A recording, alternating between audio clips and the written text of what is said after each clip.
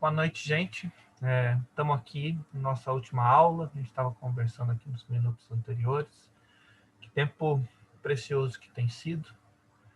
E antes dessa última aula, eu queria pedir para o Fernando Braga para ele orar para a gente. Depois, Ricardo, por favor, contigo.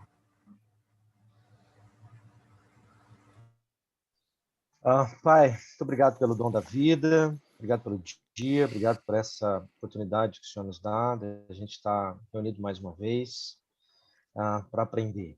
Obrigado pela tua presença conosco, que teu Santo Espírito realmente age em nossa vida, usa o Ricardo para que a gente possa colocar, Deus, nossos sentimentos, nossas emoções diante do Senhor, olhar para eles com sinceridade, honestidade, que tudo isso nos ajude a crescer, amadurecer e a cada vez mais ser parecido com Cristo, que é nosso Senhor, nosso Redentor. Em nome dele que nós pedimos e agradecemos. Amém. Amém. Amém. Bom, gente, nós estamos chegando na nosso último encontro. Teremos outros, não vamos nos dispersar assim, mas o que nós temos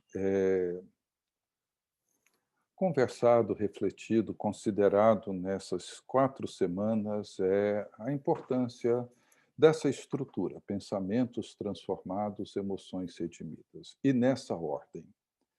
Eu sei que a gente acaba sempre dando um peso maior nas emoções e menor nos pensamentos. Mas eu quero insistir que a ordem é essa, é mente transformada, pensamentos renovados, emoções redimidas. E assim a gente chega na 4ª e última pergunta retórica de Paulo, né? Uma pergunta impressionante, né? Quem nos separará do amor de Cristo?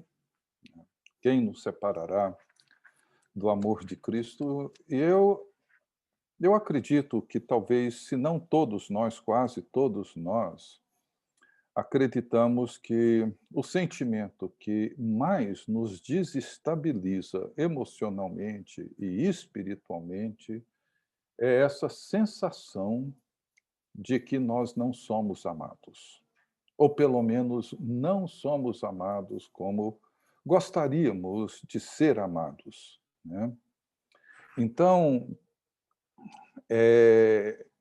expressões do tipo, assim, eu não me sinto amado ou amada por Deus, ou como que um Deus de amor permite isso ou aquilo, ou eu sinto que eu sou um filho ou uma filha preferido de Deus, eu sinto que Jesus me carrega no colo, etc. Eu acho que há uma percepção bastante confusa desse tema, né? Eu acho que a forma de nós não nos sentirmos amados, ou mesmo a maneira como nós julgamos que somos amados, revela uma profunda incompreensão da natureza do amor como revelado nas Escrituras.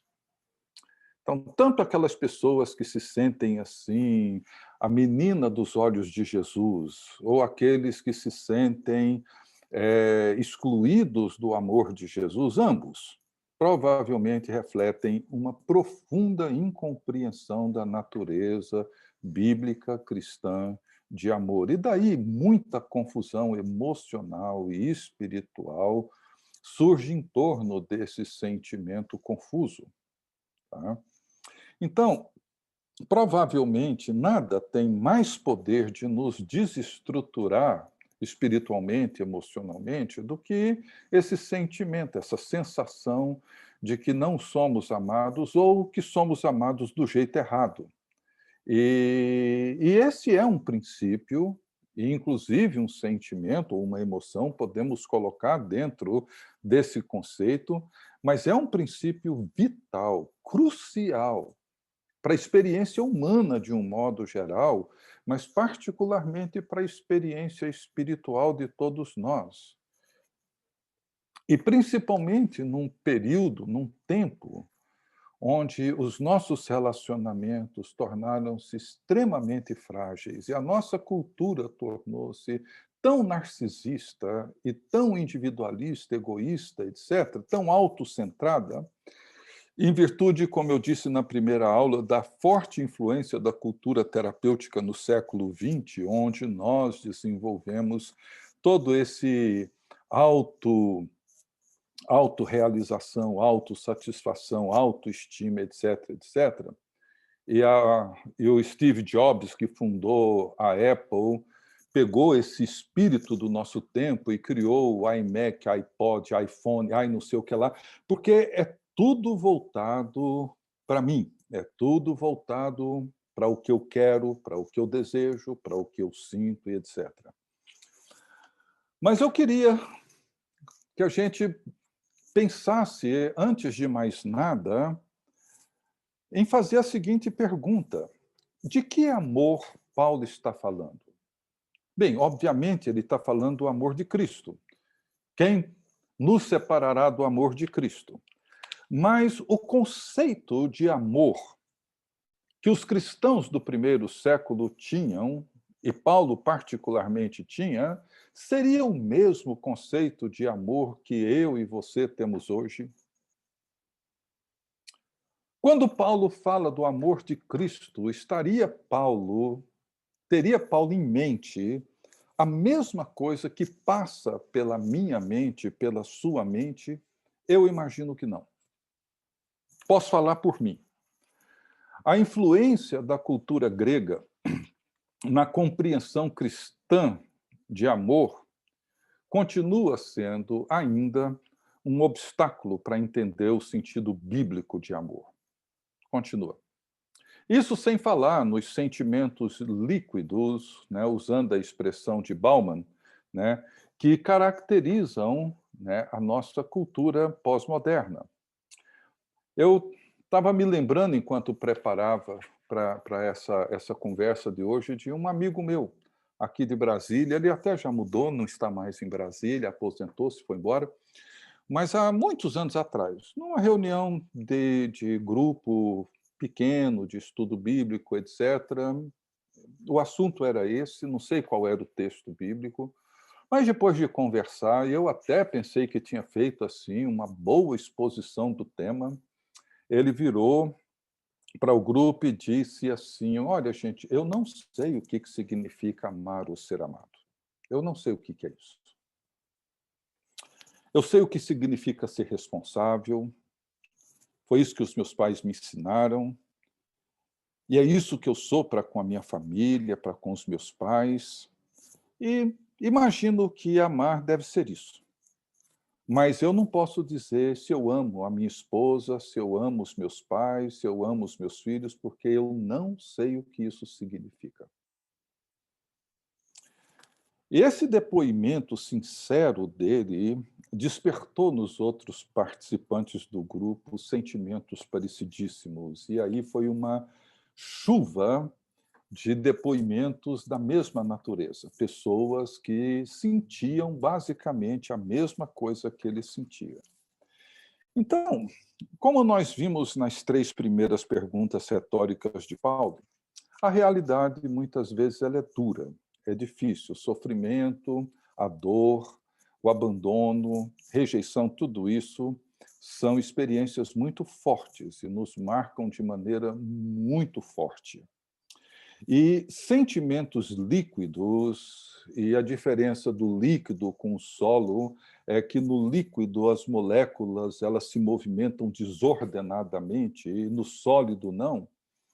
E esse é o conceito de Bauman, ou seja, numa cultura líquida de sentimentos líquidos, o amor corre como uma torrente, como uma enxurrada, como uma cascata, sem nenhuma ordem, sem nenhuma harmonia, sem nenhum controle.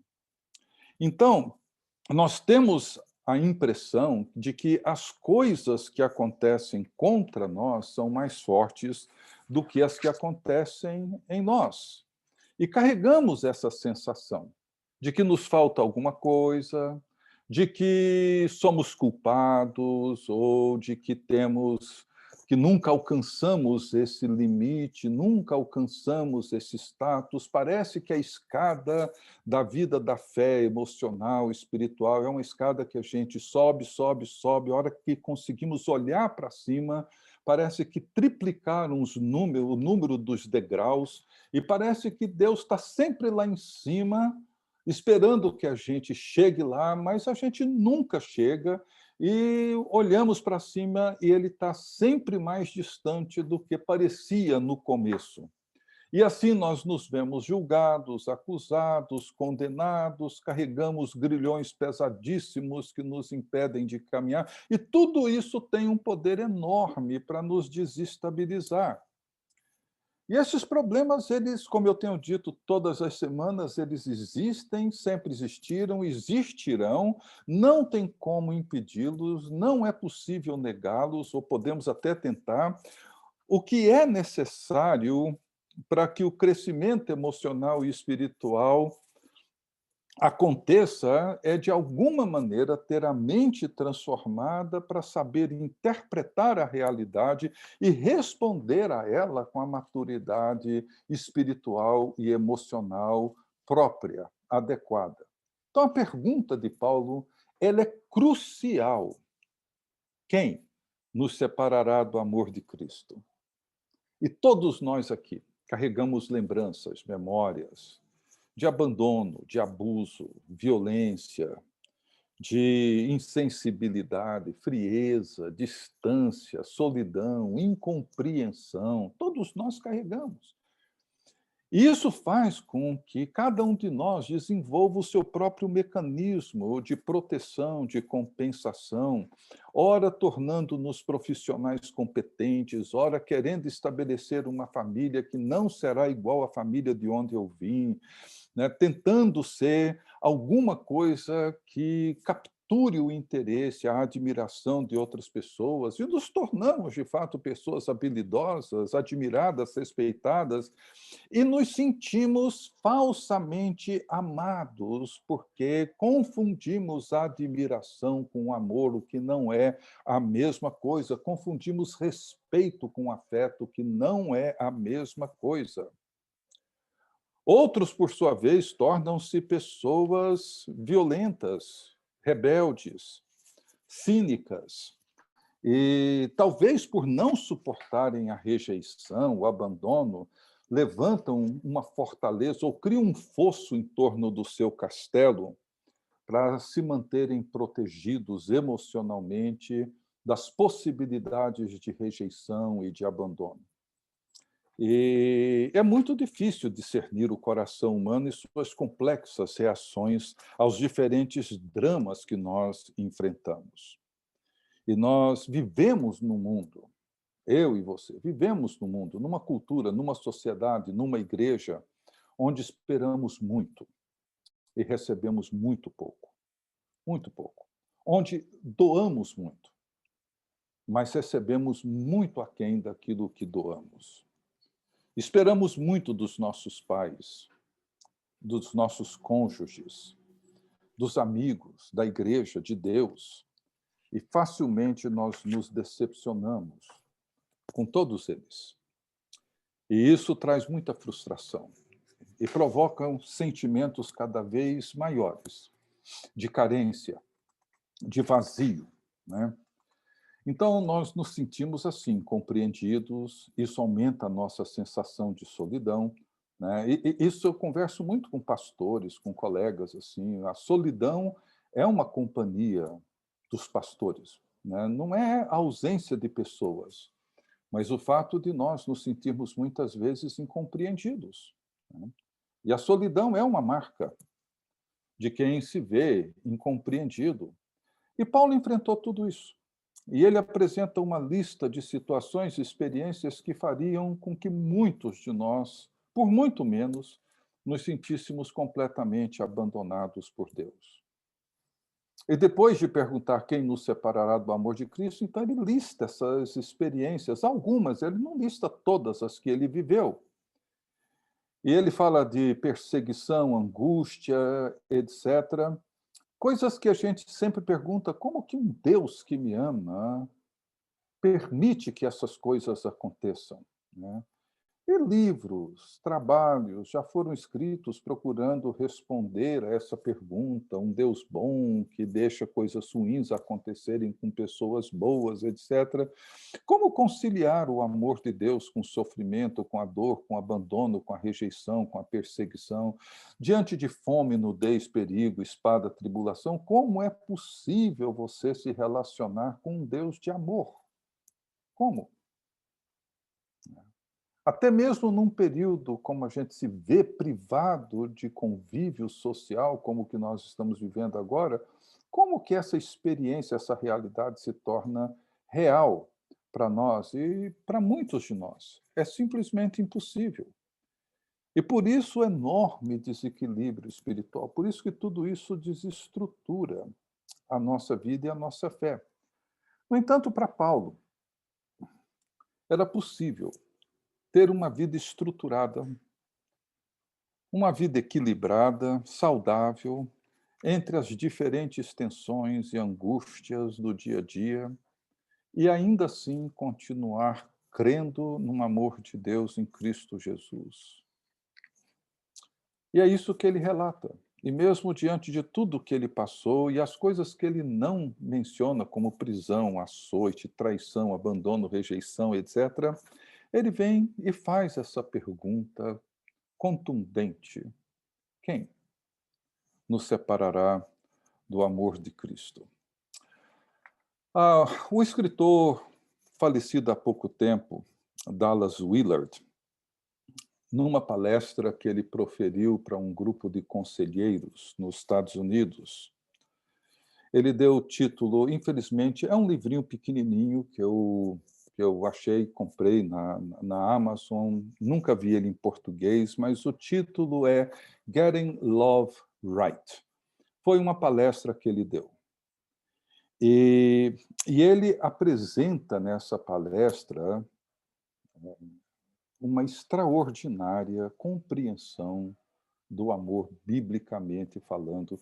E eu tentei torná-la mais resumida possível, mas não consegui resumir tanto quanto eu queria. Então, eu peço a permissão de vocês e eu vou lendo, coloquei aqui, vou compartilhar a tela, porque vai ser possível vocês acompanharem comigo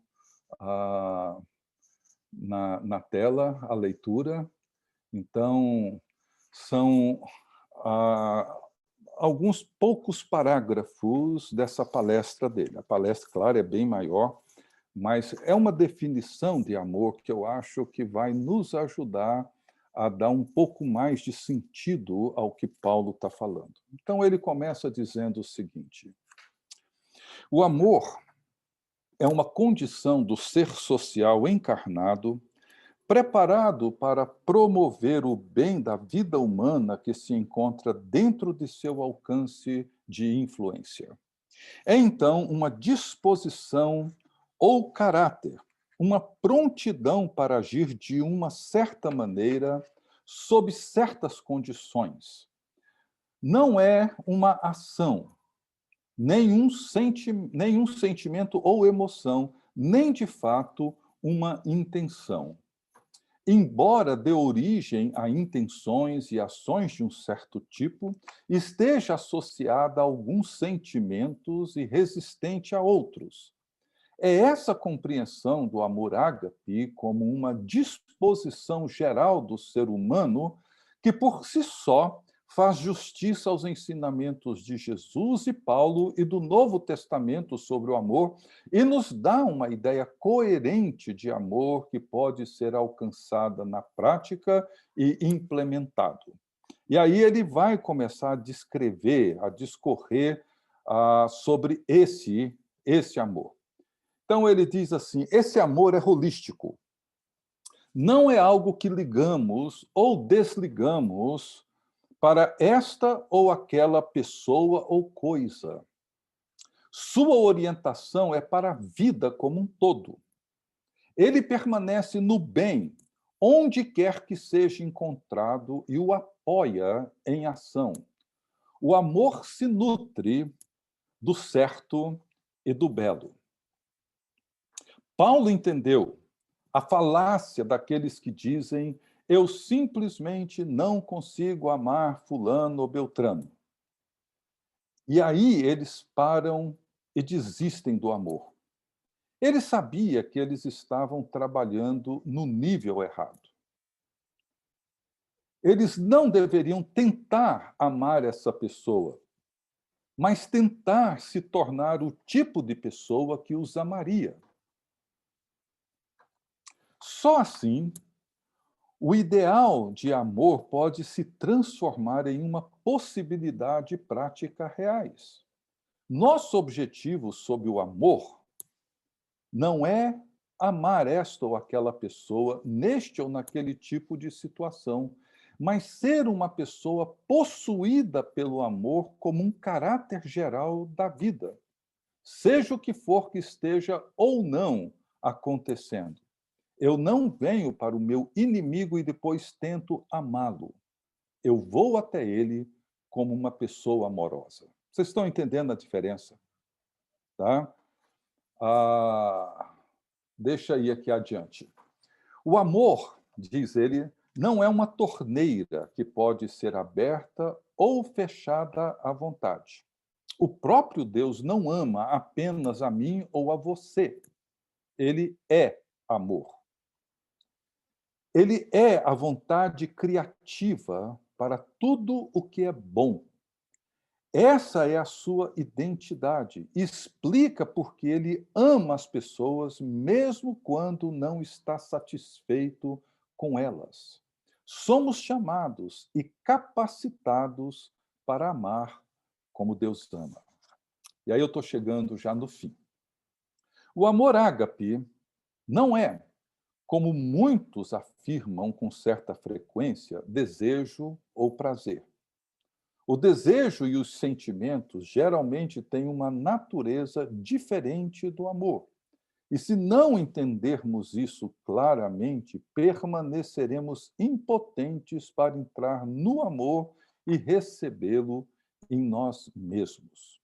Desejos e sentimentos caem no domínio do impulso, não no da escolha. Eles visam sua satisfação, não o que é melhor e possivelmente o melhor. Acho que eu copiei uma coisa errada aqui. A escolha considera alternativas e pondera o que é melhor. Se sua visão for ampla o suficiente, ela encontrará o que é bom e certo. Se estiver entregue a Deus, unido à sua vontade, poderá fazer o que há de melhor. É claro que essa é a natureza do amor. Busca o que há de melhor. É por isso que permite que uma pessoa se abstenha de odiar o inimigo, o que ela bem pode querer fazer, e de buscar o que é bom para ela, junto com todos os outros envolvidos. Isso certamente não significa que você simplesmente ceda ou faça o que o inimigo ou o amigo quer, ou deixe que eles façam o que querem. Essa pode ser a pior coisa que você poderia fazer a eles. E aí vem o último parágrafo. O amor, então, é uma condição da vontade embutida em todas as dimensões fundamentais da personalidade humana. Não é algo que você pode escolher fazer, mas o que você escolhe ser. A vontade é a sua capacidade de originar coisas e processos. É o centro executivo do eu, o coração ou o espírito humano. Destina-se a dirigir todas as dimensões do eu, não por supervisão direta e explícita, na maior parte, mas por meios indiretos com Deus.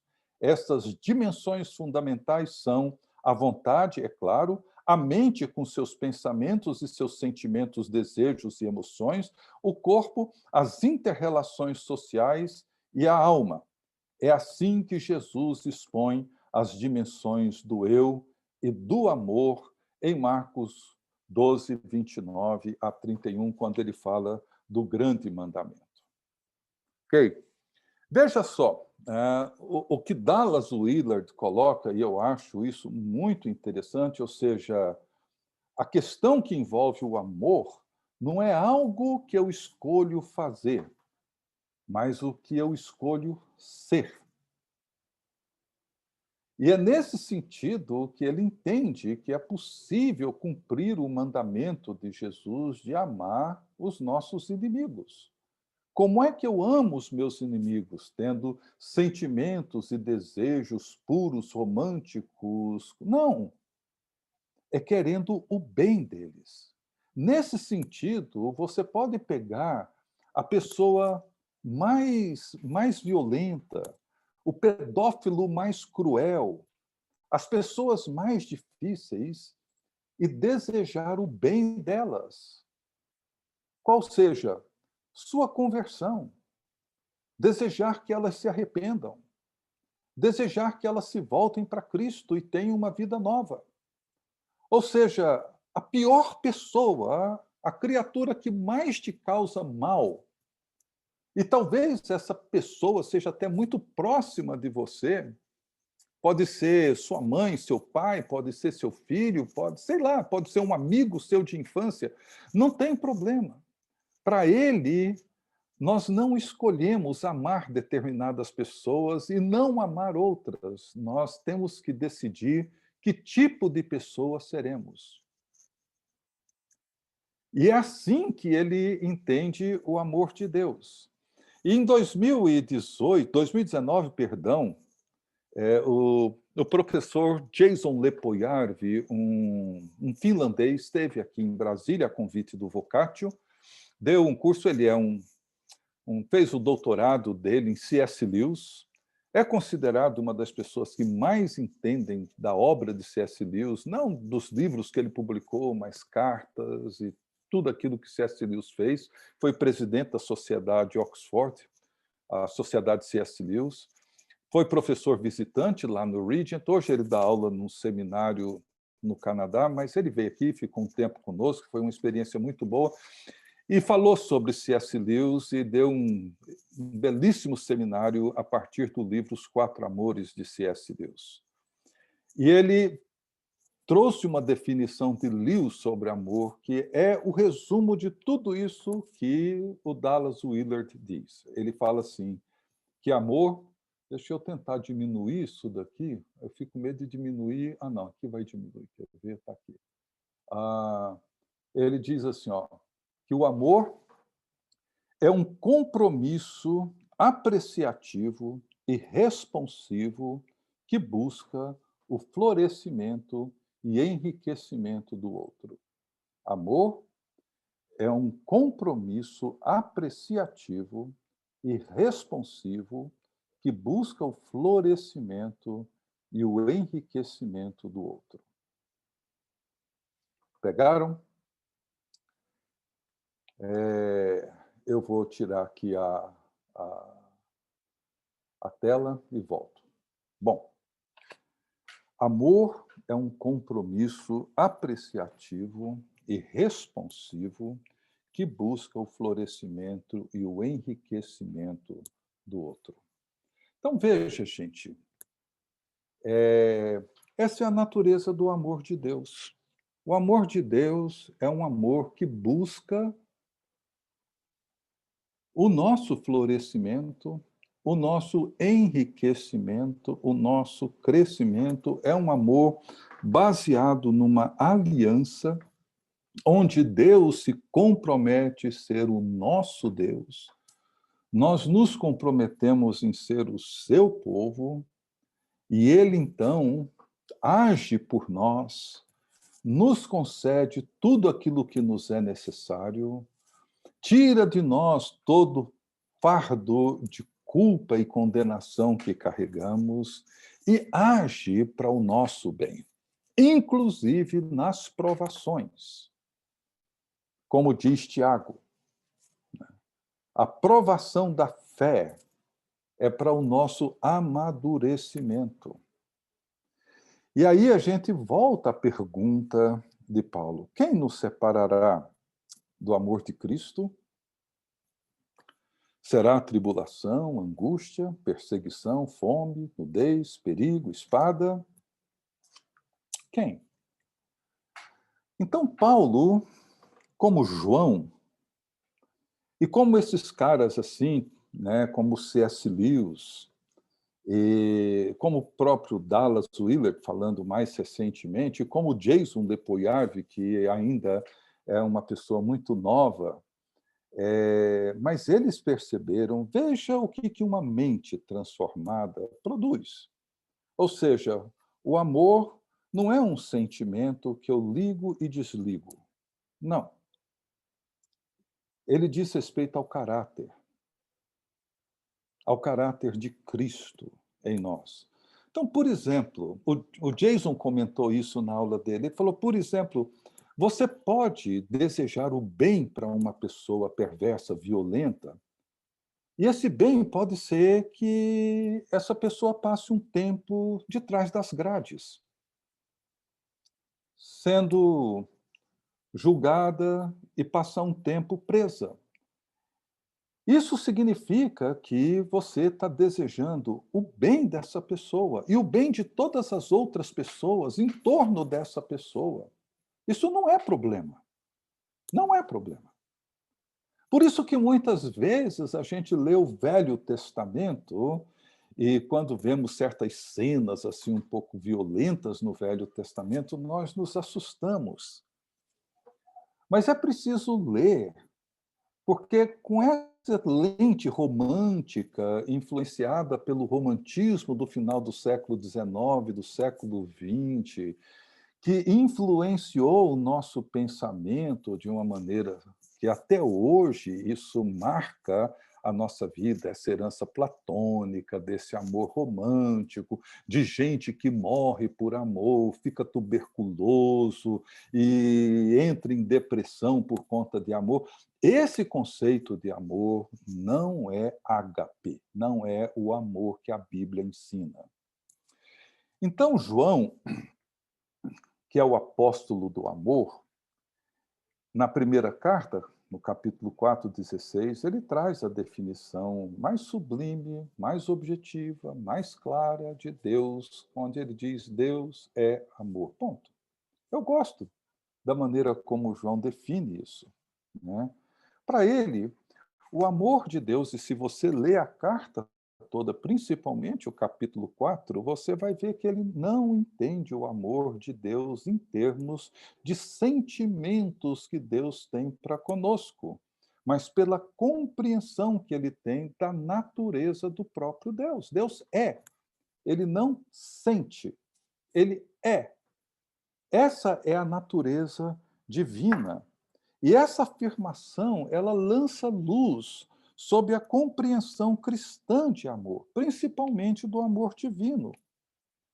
Então, voltando um pouco, e eu preciso insistir nisso, né, que a nossa cultura ocidental, principalmente, ela desenvolveu esse conceito de amor como sentimentos bons, um sentimento bonito, nobre, que nós nutrimos por meio de experiências românticas, prazerosas, afetuosas e que fazem com que nós nos sintamos bem e até mesmo apaixonados por uma determinada pessoa. Portanto, para amar ou ser amado, é preciso que algum tipo de sensação romântica nos envolva.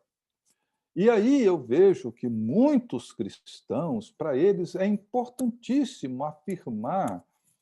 Vocês me desculpem, eu imagino que algum de vocês já deve ter dito isso, mas eu acho isso assim meio confuso assim para minha cabeça, né?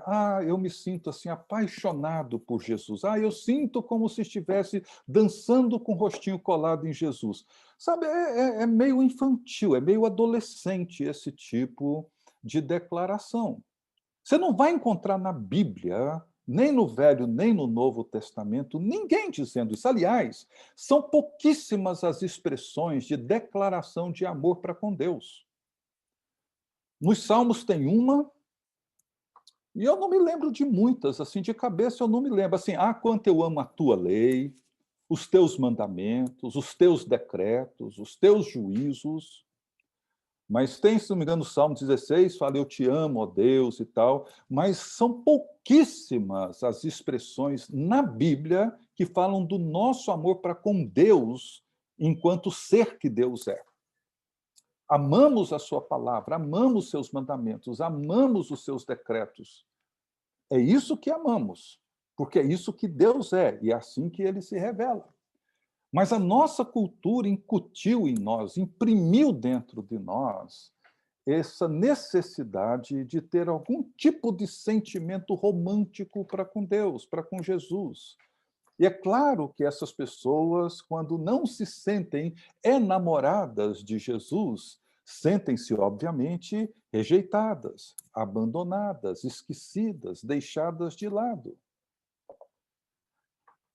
Então, nós encontramos nas Escrituras a revelação do amor de Deus de diferentes formas. Na criação, na aliança que ele fez com seu povo, nas suas muitas promessas de cuidado, de bênção, de proteção, sobretudo na encarnação do seu Filho, no sacrifício, na paixão, morte e ressurreição de Jesus. E como é que Paulo, descreve esse amor de Deus por nós? Ele diz que Deus prova o seu amor para conosco pelo fato de ter Cristo morrido por nós, sendo nós ainda pecadores. Existe aí uma ação que descreve um caráter, que descreve uma pessoa amorosa. Não há nada de romântico nessa declaração de Paulo. Deus prova o seu amor para conosco pelo fato de ter Cristo morrido por nós. O que tem de romântico nisso? A cruz não tem nada de romântico nela. Muito menos no crucificado. Mas, no entanto, é nela que nós vemos Deus revelando o seu amor por nós. Ela é a grande declaração de amor de Deus por nós.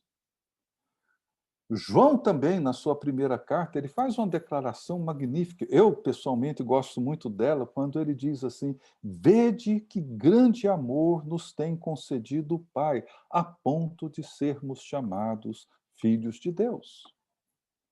João reconhece que o grande amor com que Deus nos ama diz respeito à graça, ao privilégio que ele nos concedeu de sermos incluídos na comunhão do seu Filho Jesus Cristo e sermos chamados, aceitos e reconhecidos como seus filhos. Não se trata de uma relação romântica com Deus, não se trata de um sentimento abstrato que podemos ter espiritualmente, uma espécie de sensação subjetiva de que eu me sinto enamorado por Jesus, desde que ele me trate como um namorado apaixonado deveria tratar sua namorada.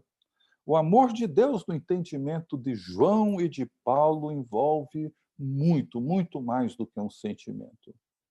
Diz respeito a sentimento, sim, mas não é o sentimento que o define.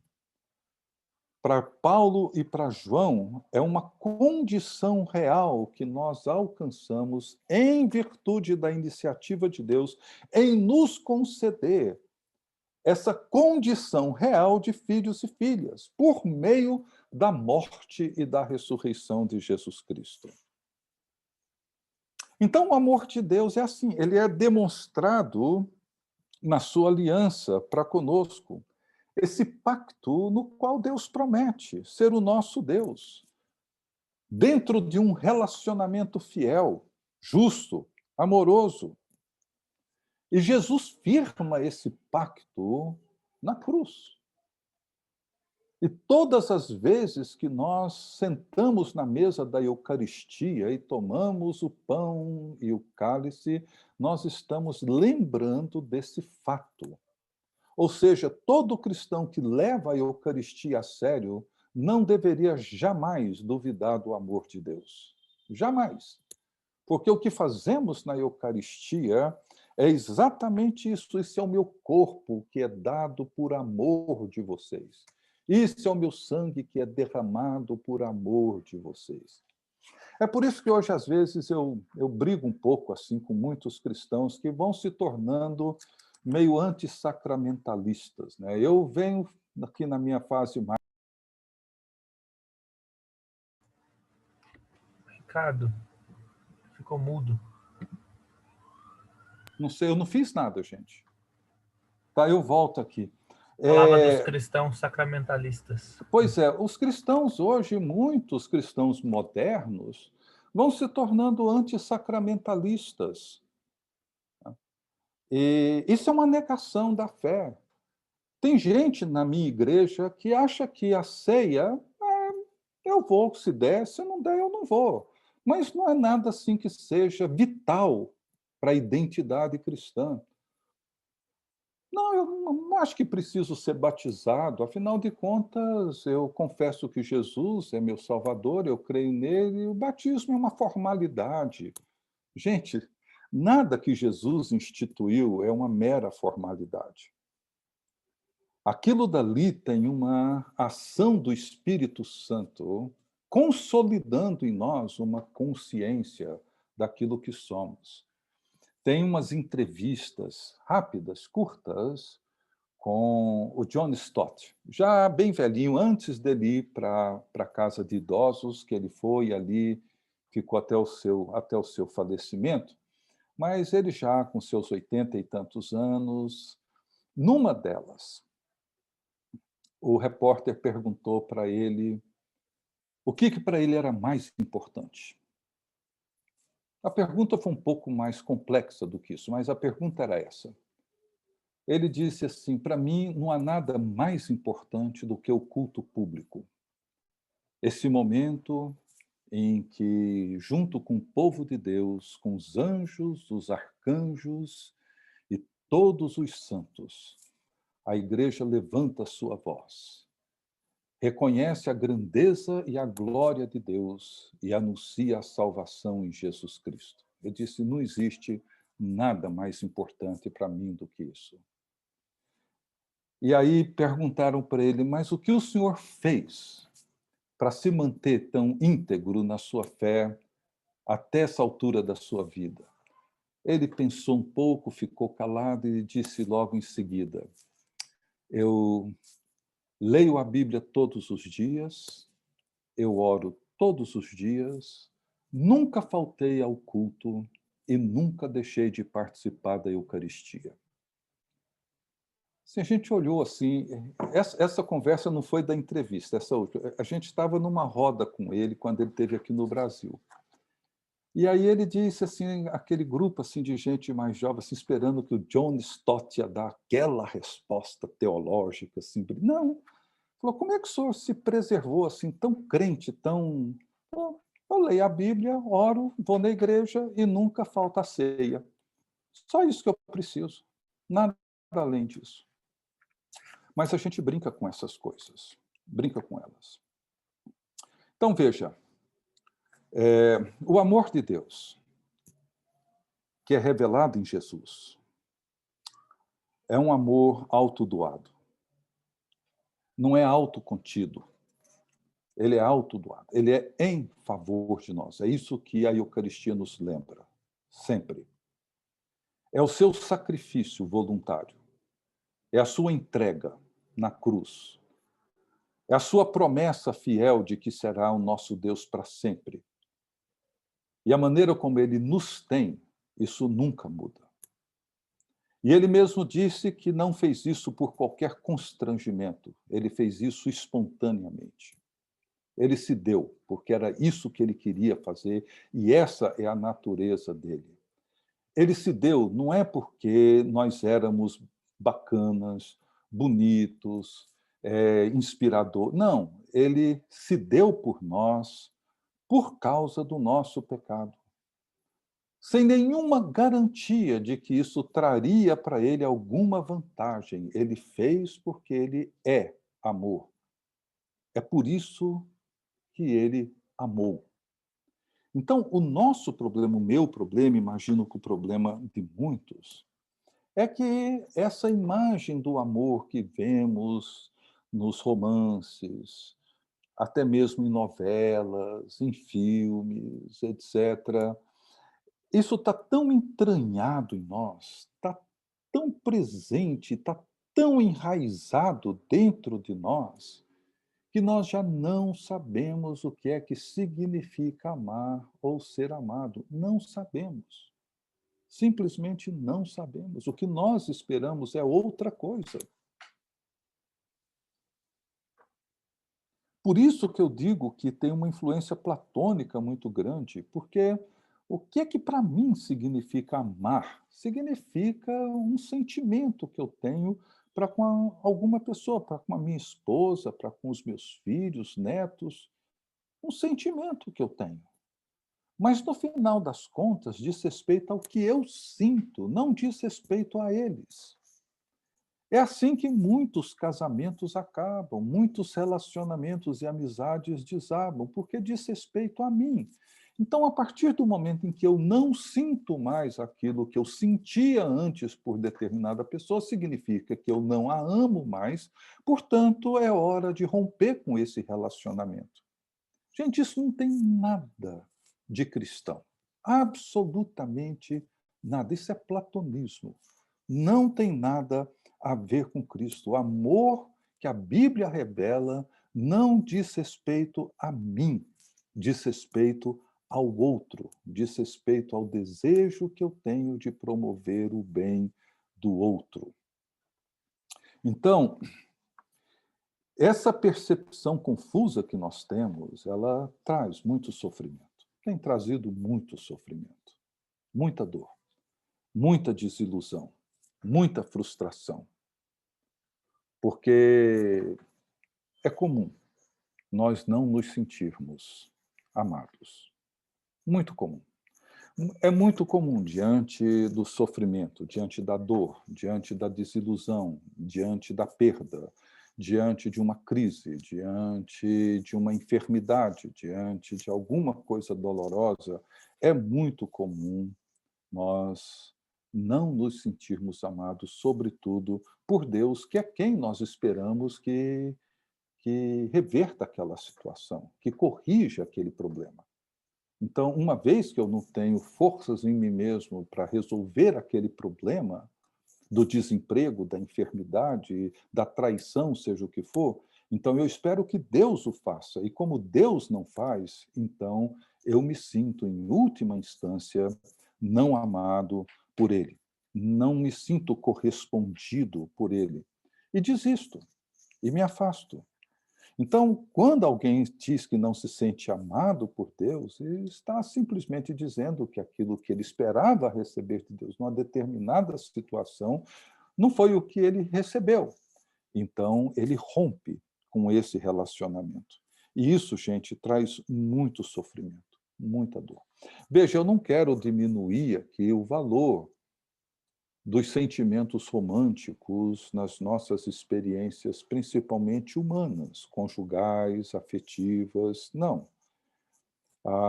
É um sentimento que é importante, ele tem seu lugar, ele tem seu valor, mas ele também pode representar uma armadilha quando se transforma no padrão que define a natureza do amor divino e do nosso amor. Então, hoje, o que a gente vê, e lamentavelmente a gente vê isso nas nossas igrejas e nos nossos lares, amor não tem mais absolutamente nada a ver com sacrifício. Não o sacrifício no sentido de eu abrir mão de alguma coisa em favor de uma outra pessoa, mas no sentido da entrega, no sentido da aliança, no sentido desse pacto onde eu me ofereço, dessa fidelidade. Porque quando ele passa a ser reduzido a um sentimento, o mesmo sentimento que eu posso ter por um animal, que eu posso ter por alguma coisa, ou quem sabe até mesmo por uma pessoa. Então, hoje é muito mais fácil as pessoas dizerem que amam comida japonesa, amam viajar para não sei aonde, amam todas essas coisas. Por quê? Porque essas coisas produzem algum tipo de sensação que não requer de nós aliança ou sacrifício. Então, o C.S. Lewis, no livro Os Quatro Amores, ele afirma o seguinte, que os amores naturais não bastam em si mesmos. Esse amor que a gente sente, produzido por uma empatia, ele é bom, mas ele em si não é suficiente. Embora eles sejam belos e necessários, eles exigem cuidados constantes para que possam crescer, frutificar e ser transformados em gestos reais de bondade e de cuidado. E ele diz então que esses amores naturais, eles começam de forma egoísta, pensando em nós, na nossa satisfação, nos nossos sentimentos. No entanto, quando devidamente cuidados, eles mudam do egoísmo para o altruísmo e vamos considerando mais e mais o outro e menos a nós mesmos. Mas esse caminho, ele não acontece sem sofrimento, sem perda, sem algum nível de dor. E a gente sabe, pelo menos eu sei, que não é fácil nem simples passar da zona do egoísmo autocentrado para o altruísmo centrado no outro. Enquanto nós não enfrentamos as nossas carências, que as lembranças de abandono e rejeição da infância nos fazem sentir com tanta frequência, nós vamos permanecer como esponjas que absorvem todas as expressões de afeto para si. E essas pessoas são perigosíssimas. Perigosas. Eu recomendo que, se você é um desses que vive assim como uma esponja, seja na família, seja na igreja, alguém que quer sugar tudo para si mesmo, que leia o livro de Bonhoeffer, esse livro dele, esse livro pequenininho sobre comunhão, vida em comunhão. E nesse livro ele diz que aqueles que não sabem viver sozinhos, que tenham cuidado com a comunhão, porque eles podem fazer muito mal à comunhão e a si mesmos, por serem esse tipo de esponja, essa pessoa pegajosa, essa pessoa que nunca enfrenta a sua própria carência. E aí isso nos mantém, assim, como que mendigando atenção e cuidado. E colocando-nos, sempre colocando a mim e a você, sempre no centro de tudo. Porque eu preciso me sentir bem. Seja num culto, seja no casamento ou num relacionamento qualquer. Mas é isso, gente. O amor divino, ele diz respeito ao outro, não a si mesmo. Ele procura o bem do outro, não o próprio bem. Talvez a passagem mais conhecida na Bíblia de todos nós é João 3,16, que afirma que Deus amou o mundo de tal maneira que deu seu Filho. Nós temos uma sensação muito confusa de que amamos. Mas é importante lembrar que a Bíblia, você não vai encontrar gente dizendo, Deus, eu te amo. Talvez uma ou duas afirmações assim, ou um pouco mais. Mas isso não aparece na Bíblia. O que nós encontramos é gente dizendo quanto eu amo a tua lei, quanto eu amo a tua palavra, quanto eu amo os teus caminhos. Veja que o amor tem uma objetividade, não é um sentimento abstrato. Ele tem uma objetividade. Eu não posso dizer que eu amo a palavra de Deus se eu não me dedico a ela. Eu mesmo vou saber o quão falso soa essa afirmação. Então é mais fácil eu dizer, Deus, eu te amo. Eu te amo de paixão. O que isso significa? Nada. Absolutamente nada. Nada. Mas quando eu digo eu amo, as horas que eu passo na tua presença, isso tem um sentido. Então, nós precisamos entender que o amor diz respeito ao outro. Então, para concluir, e depois fazer uma conclusão maior, João diz que nós amamos, porque ele nos amou primeiro. E veja que João não diz que nós amamos a Deus primeiro, nós amamos a Deus porque Deus nos amou primeiro. Não, nós amamos, ou seja, a condição de amar. É uma condição que me é dada. Ou seja, ela é externa a mim. Ela tem uma fonte externa a mim. Não existe uma usina interna que produz esse sentimento chamado amor. Não, não tem. Nenhum de nós tem. Nós amamos porque fomos amados. E João entende que o amor com que nós amamos vem de primeira mão com o amor com que fomos amados por Deus. Mas se a minha experiência de amor é confusa, fria, distante, é dessa maneira que eu vou reagir à minha realidade, à minha experiência de amor. Então, o que João nos ensina é que o encontro com Deus é um encontro com um Deus que, em sua aliança, criação, redenção, etc., se revela como um Deus amoroso e que vem ao meu encontro. E aqui nós podemos fechar o nosso mês, nas nossas 4 semanas, pensando nessas 4 perguntas retóricas de Paulo, porque todas elas dizem respeito à natureza divina. Né? Paulo, ele cria no amor divino. João, ele cria no amor revelado em Cristo. É uma matéria de fé.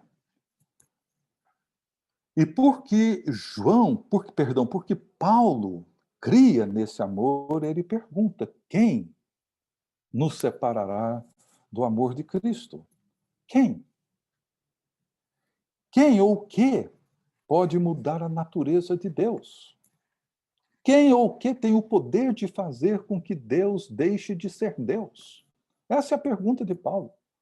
Não é se Deus vai, em algum momento Deus deixou de me amar. Não, Deus, para deixar de me amar, ele precisa deixar de ser Deus. A pergunta de Paulo é essa: existe algum poder, existe alguma experiência humana, existe alguma situação que possa fazer com que Deus deixe de ser Deus? Porque o amor é uma condição da natureza divina. Poderia algum problema, alguma dificuldade, alguma luta, das que Paulo listou, de tantas outras que alguém possa passar, se juntarmos tudo aquilo que já enfrentamos na vida, todas as lutas pelas quais passamos, todos os abandonos e traições que já enfrentamos, Paulo pergunta: teria isso poder para fazer com que Deus deixe de ser Deus? Então é por causa dessa profunda convicção de que Deus é amor, é que Paulo responde à sua pergunta, e de todas as 4, é a única que ele traz uma resposta mais abrangente. Ele responde de uma maneira impressionante. Ele diz assim: porque eu estou certo, bem certo, de que nem morte, nem vida, nem anjos, nem principados, nem potestades, nem coisas do presente, nem do porvir, nem os poderes, nem a altura, nem a profundidade, nem qualquer outra criatura poderá separar-nos do amor de Deus que está em Cristo Jesus, nosso Senhor. Porque nada pode mudar a natureza de Deus. Portanto, não existe nada que possa fazer com que Deus deixe de nos amar. E a convicção dessa verdade não apenas transforma os nossos pensamentos, mas reordena todas as nossas emoções e todos os nossos sentimentos. Reestrutura todos eles. Uma pessoa que crê que nada, absolutamente nada, pode separar você, eu, do amor que Deus tem por nós, porque nada pode fazer com que Deus deixe de ser Deus, vive uma nova segurança e uma nova liberdade que são impressionantes. Não depende mais de emoções frágeis. O profeta Jeremias, falando em nome do Senhor, ele diz ao povo em meio à sua aflição: com amor eterno eu te amei e com benignidade te atraí. Que coisa linda. O povo estava sofrendo, gente. O povo estava no exílio. Mas com amor eu te amei, com bondade eu te atraí. É como se Deus estivesse dizendo: olha, o exílio não vai separar vocês do meu amor. É por causa do meu amor que vocês vão passar por isso. É porque eu amo vocês. E eu vou atraí-los de volta. Porque o que eu espero, o que eu desejo, o que eu busco, o que eu quero de vocês, vocês ainda não compreenderam.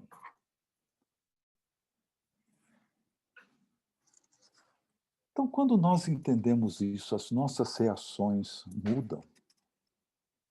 Porque Deus ama seu povo com um amor eterno e bondoso, não com impulsos de sentimentos, mas com uma constância e com uma lealdade de uma afeição eterna.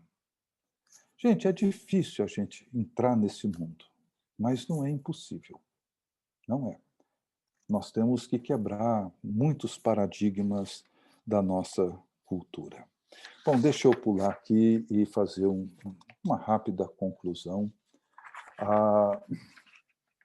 Veja bem, as 4 perguntas de Paulo, elas representam 4 pilares fundamentais para seguirmos na nossa jornada espiritual. Sem elas, nós vamos patinar que nem um pneu careca num dia de chuva na lama. Não vamos sair do lugar. E todas elas dizem respeito à natureza divina. Todas elas dizem respeito a quem Deus é. Na primeira, se Deus é por nós, quem será contra nós? Encontramos a afirmação da fidelidade do Deus da aliança. A fidelidade demonstrada na aliança de Deus com o seu povo. Eu serei o seu Deus. E Deus fez isso de forma extraordinariamente maravilhosa. Eu vou tomar um tempinho de vocês aqui, mas eu gosto de contar essa história, alguns já ouviram. Mas em Gênesis 15 tem um episódio assim estranho, muito estranho, onde onde Abraão, depois já de ter saído da sua terra e tal, já tinha passado vários anos e nada de filho, e nada das promessas de Deus se cumprirem, e ele chega para Deus e diz: Senhor, quanto tempo eu vou ter que esperar? Como é que eu vou ter certeza que o Senhor vai cumprir comigo aquilo que o Senhor prometeu? E Deus falou: não. E ele disse para Deus, falou: olha, eu só tenho aqui esse servo aqui da minha casa, aqui, o Eleazar, ele é o único descendente que eu tenho, mas ele não é meu filho, não, mas ele é o único que vai ser meu herdeiro. E Deus falou: olha para o céu, vê se você consegue contar as estrelas, você não vai conseguir contar nenhuma delas, você não vai conseguir contar todas, essa é a sua descendência, eu estou te prometendo. E aí Abraão faz a pergunta vital, falou: como que eu vou saber? Como? E o que Deus responde para ele? Falou: olha, pega, foram 5 animais, né, um novilho, uma ovelha, pomba, etc., 5 animais. Falou: parte no meio, coloca uma banda de frente da outra,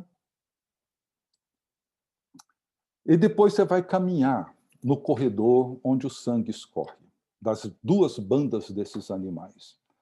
Para nós, isso é uma visão assim de uma bizarrice sem tamanho, né? Ou seja, matar os animais, partir no meio, colocar ali, criar um corredor de sangue. Mas, para os antigos povos sumérios, e de onde Abraão veio, de Ur dos Caldeus, lá no sul do Iraque, isso era uma prática comum. E na Bíblia fala por 2 vezes do que eles chamavam de pacto de sangue. O que acontecia naquele tempo? Acontecia o seguinte: duas tribos, dois povos, duas famílias faziam um acordo, não tinha cartório, não tinha registro, não tinha nada. O que eles faziam? Pegavam um novilho, partiam o novilho no meio, colocavam uma banda do novilho de frente da outra, aquilo dali escorria o sangue por um corredor, e os dois chefes da tribo ou da família passavam naquele corredor de sangue, aquilo representava que, se um deles quebrasse o pacto acordado, aconteceria com ele o mesmo que aconteceu com aquele animal. Era chamado de pacto de sangue. Abraão sabia muito bem do que se tratava.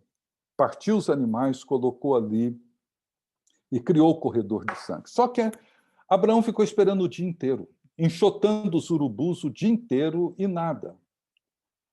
E quando chegou no fim do dia, ele já exausto, ele adormece. E quando ele adormece, uma tocha de fogo passa por aquele corredor, lambendo aquele sangue. Veja o que Deus fez com Abraão. Ele disse para Abraão, falou, Abraão, eu sou a garantia de que eu vou cumprir essa promessa. Abraão não passou com Deus. Deus passou sozinho naquele corredor. E é como se Deus dissesse para Abraão, Abraão, eu sou a garantia. Se eu não cumprir o que eu prometi, que aconteça comigo o que aconteceu com esse novilho. Milênios depois, Jesus parte o pão e derrama o vinho, o sangue, diz, esse é o meu sangue da nova aliança. E Jesus passa sozinho pelo corredor. E diz para mim e para você, falou, eu sou a garantia de que o que eu prometi vai acontecer. E é nessa garantia da promessa de Deus que nós seguimos. É por isso que ele diz, Deus é por mim. Por quê? Porque ele assumiu o cálice e falou, eu sou a garantia até o dia final. Eu vou cumprir tudo o que eu prometi. Eu estou com vocês. E se porventura eu infligir sobre vocês algum sofrimento, é para o bem de vocês. É para a fé de vocês, é para vocês amadurecerem. Creiam, eu estou com vocês sempre. Paulo entendeu isso. Eu ainda não. Na segunda, ele diz, aquele que não poupou o seu próprio filho, antes por todos nós o entregou, porventura não nos dará graciosamente com ele todas as coisas? Ou seja, é uma afirmação sobre a bondade de Deus. A primeira sobre a fidelidade, a segunda sobre a bondade de Deus. Ou seja, uma vez que ele nos deu em Cristo Jesus tudo, tomou o que ele tem de mais precioso e graciosamente entregou para nós, o que ele nos negaria? Nada. Absolutamente nada. Ele é bom. Eternamente bom. Mesmo que muitas vezes, como um bom cirurgião, ele vai precisar usar o bisturi. Vai ter que usar. Mas é para o nosso bem. Na terceira, nós encontramos a afirmação da misericórdia divina. Nossa culpa foi removida na cruz do Calvário. Portanto, nenhuma condenação há para os que estão em Cristo Jesus. Nenhuma. Erramos, sim. Pecamos, sim. Fazemos coisas ruins, sim. Mas não somos mais reféns da culpa. A nossa culpa já foi resolvida.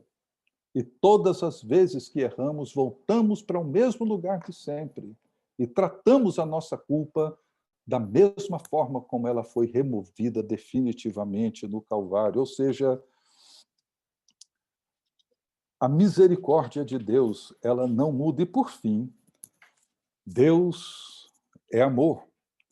E quem é que pode fazer com que Deus deixe de ser Deus? Não devemos esperar que Deus tenha lapsos ou impulsos, melhor dizendo, de sentimentos afetivos por nós. Ah, hoje eu senti. Ah, hoje no culto eu senti o amor de Deus. Seja lá o que você queira dizer com isso. Mas é preciso aprender a crer que Deus é amor. Não importa o que aconteça. se você teve arrepios, ou se você chorou lágrimas de sofrimento, Deus não deixou de ser quem Ele sempre foi, e não deixa de amar. Então, eu concluo dizendo o seguinte, gente, essas afirmações, elas moldam os nossos pensamentos, precisam moldar a nossa mente, precisa reformular o nosso jeito de pensar. Sabemos que Deus nos prova, sabemos que, como Abraão, somos muitas vezes levados ao limite da nossa confiança, ao limite dela, porque não existe crescimento sem provação, sem sofrimento, sem dor. Quem nunca sofreu, provavelmente, dificilmente vai amadurecer. Nós temos uma visão de mundo confusa, é preciso que ela seja estruturada. Nós temos uma visão confusa dos relacionamentos e das circunstâncias, mas quando a nossa mente é transformada, reformada, nós então passamos a ver, a interpretar e a julgar a realidade externa a partir de uma realidade transformada internamente. Transformada e renovada pelo Espírito Santo. Daí os pensamentos transformados vão produzir em nós emoções redimidas. Como eu já disse, não precisamos negá-las, nem reprimi-las, mas redimi-las.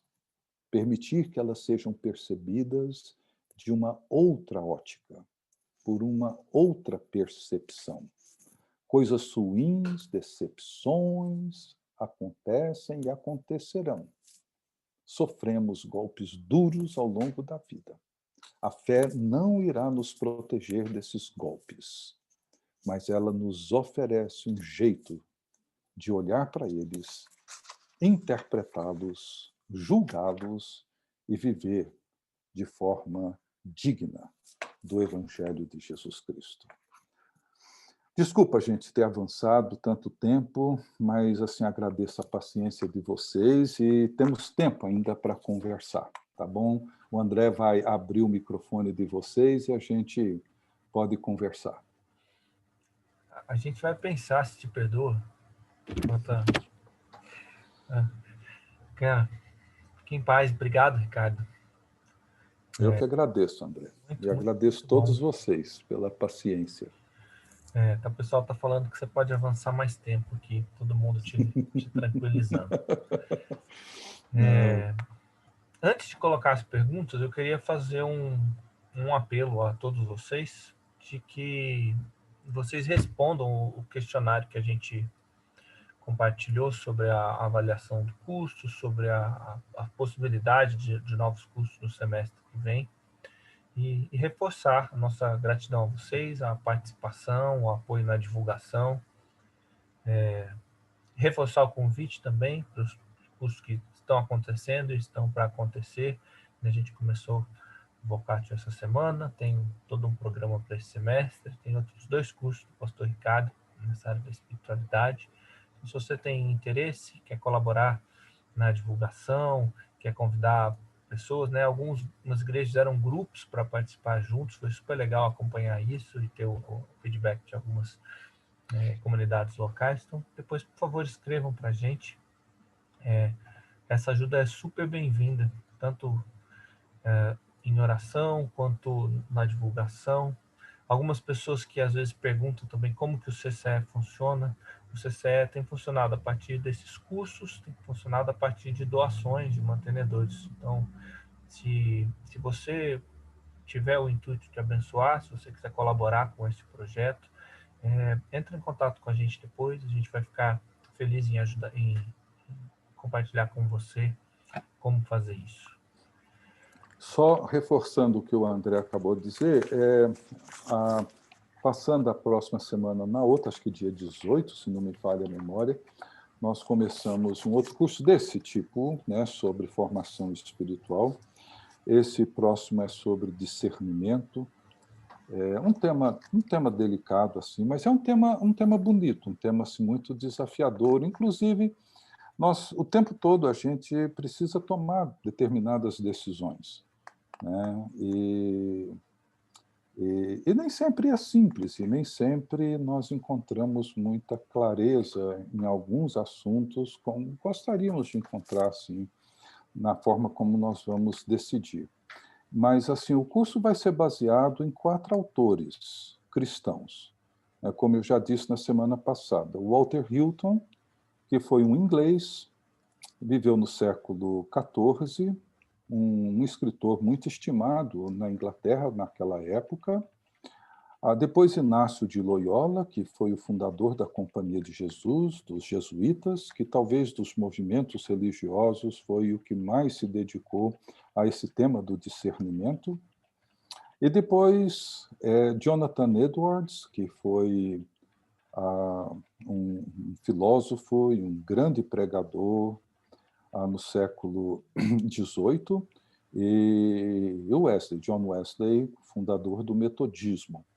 E o que é bonito é a congruência do pensamento desses 4 que viveram em épocas tão distintas e tradições tão diferentes, como que, em vários aspectos, há uma congruência na forma de compreender e discernir a voz de Deus, ou a decisão que melhor agrada a Deus e melhor e faz mais bem a nós, né? E o outro curso, já em maio, vai ser sobre mentoria, né? Sobre o processo de amadurecimento através dos nossos relacionamentos, ou mais especificamente através das nossas amizades. E fora isso, nós temos os cursos do Vocatio, né? Integrando fé com trabalho, começamos terça-feira passada. Então, a gente espera poder contribuir com os profissionais cristãos e com todos que querem, assim, avançar na vida da fé. Alguns de vocês comentaram que o formulário estava com o título do curso anterior, né, A Realidade do Pecado e a Formação Espiritual. Somente o título estava errado, já foi corrigido também.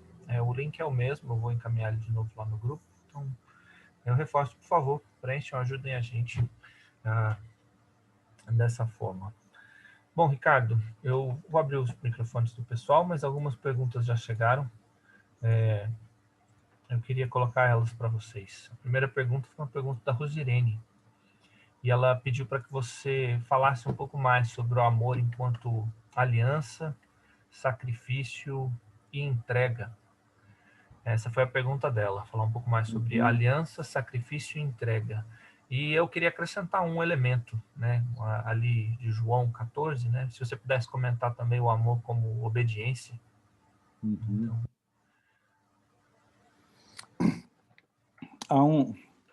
Há alguns anos atrás, pouco tempo,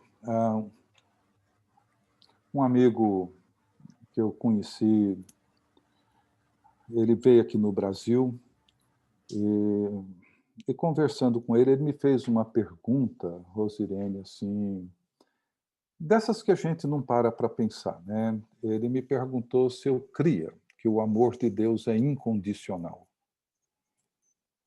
E eu fiquei pensando na resposta, porque a gente fica assim com aquele pé atrás de uma pegadinha, né? Seja qual for a resposta, ele vai me dar uma rasteira. Mas, assim, eu consegui enrolar a resposta o suficiente para engatar numa conversa. Mas, assim, a conversa tomou um rumo muito curioso, né? Porque, basicamente, ele disse assim, olha, a Bíblia não afirma que o amor de Deus é incondicional. Falou, isso nós não encontramos na Bíblia. Mas é uma afirmação muito comum. Talvez uma das coisas que a gente mais ouve hoje em dia. O amor de Deus é incondicional. Ele falou, não é. Não é.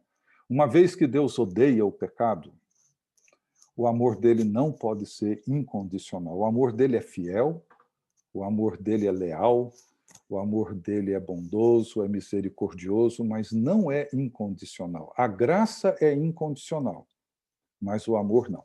Ou seja,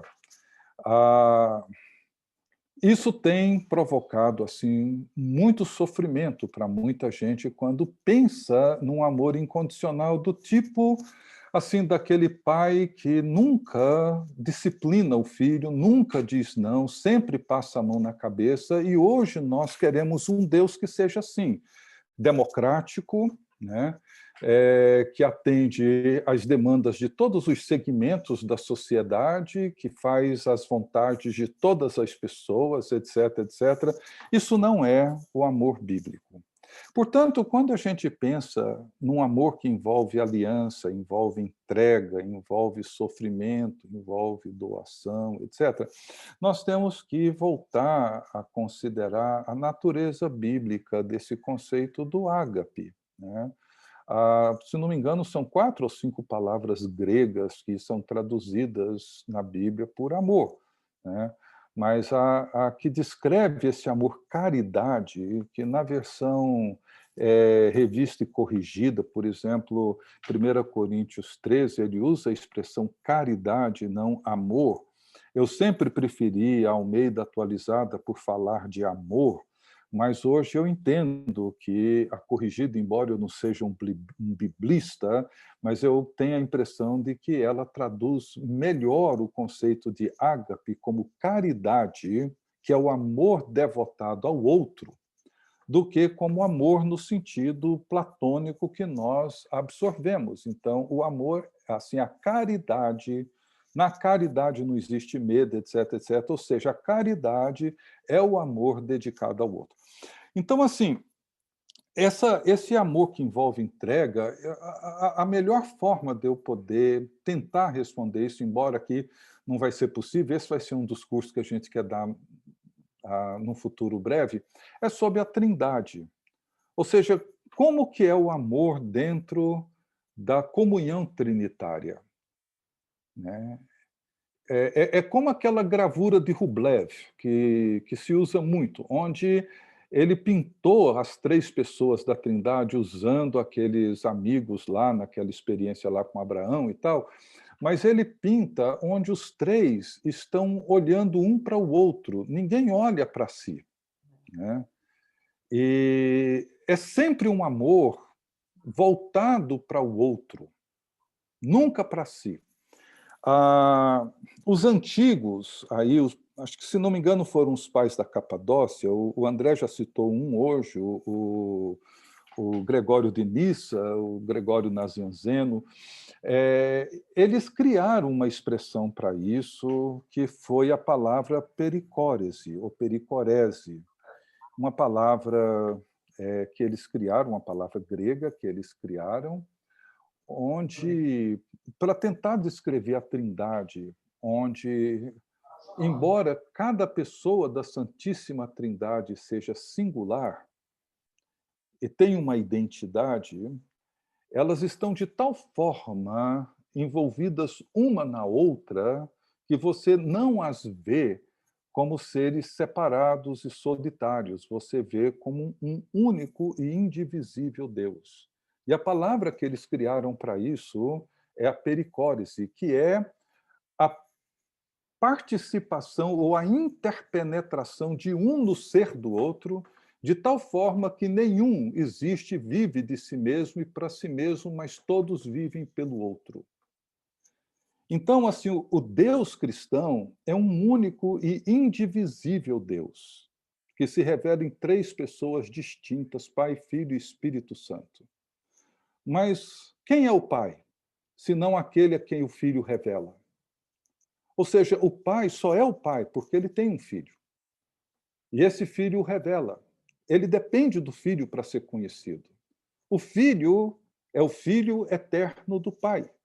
Ele é enviado pelo Pai, o Pai confia no Filho a sua própria revelação, porque o Pai não se auto-revela, ele se revela através do Filho, e o Filho só é conhecido porque o Pai o envia, e o Espírito Santo é o Espírito do Pai e do Filho que nos ensina a guardar as coisas que o Filho ensinou para que o Pai seja glorificado.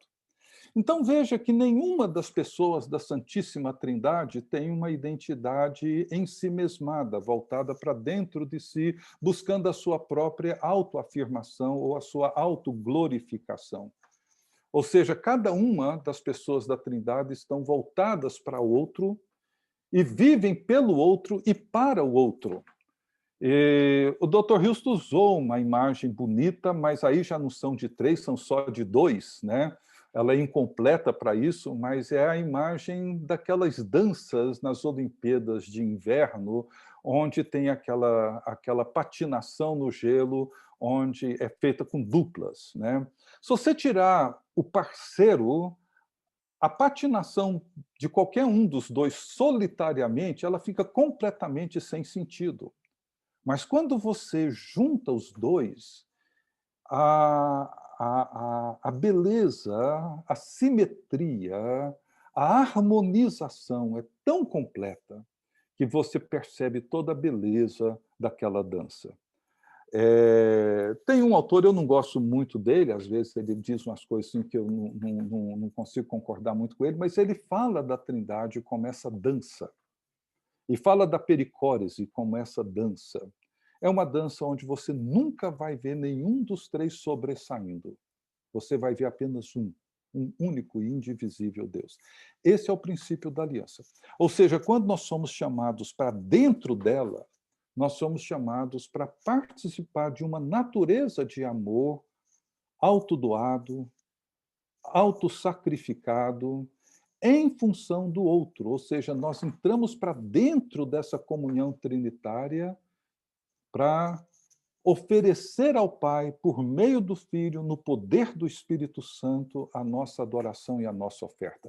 É por isso que é importante, aí surge tanta coisa na minha cabeça, mas é por isso que é importante, assim, no ato de adoração, a gente tem uma compreensão de adoração que é basicamente unitária, ela não é trinitária por causa dessa dificuldade que a gente tem. O que é adoração para nós? Adoração é aquilo que nós fazemos quando vamos na igreja ou em alguma reunião, e aí apresentamos a Deus os nossos cânticos de louvor, oramos, oferecemos as nossas orações, etc.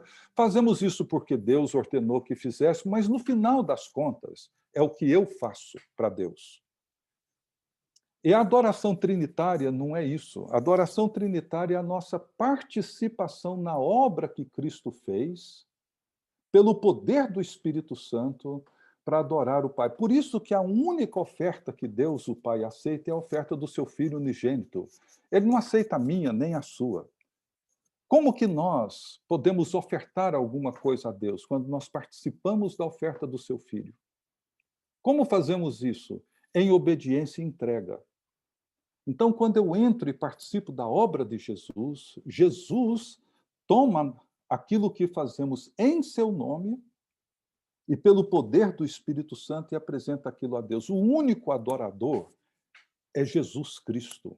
É o único verdadeiro adorador. O que nós fazemos é participar daquilo que ele tem feito eternamente na sua obra redentora do mundo. Então, aliança, entrega, sacrifício, etc., envolve esse processo de esvaziamento que Filipenses 2 fala, esvaziou-se a si mesmo, se humilhou e etc., etc., até a morte e morte cruz. Ou seja, esse processo descendente de esvaziamento, de humilhação, é a maneira como nós vamos, passo a passo, nos identificando com Jesus. Ele se esvaziou, se fez homem, desceu da sua glória para fazer de nós participantes da sua glória. Mas nós queremos ser maiores do que isso, né? Sempre. Muito, muito, muito obrigada, Ricardo. Muito rico. Obrigada mesmo.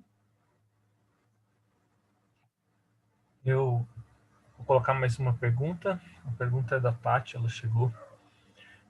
E ela pediu. Escreve assim: pensando no amor centrado no outro, podemos dizer que o mundo que a gente vive, do selfie, das redes, está mais distante deste amor bíblico? Ou na época que o romantismo aflorou e influenciou nossa noção de amor? Ou sempre estivemos longe deste amor bíblico? A natureza da queda, o pecado original, é isso, né? É isso. É o ser humano voltado para si mesmo, O narcisismo é a marca mais próxima da queda que está presente desde o pecado original, né? Tudo isso que a gente vive são expressões diferentes em épocas diferentes. Agora, talvez, no tempo em que nós vivemos, né, com todos os recursos tecnológicos, talvez nós nunca estivemos mais perto e mais parecidos do pecado original do que na época em que nós vivemos hoje.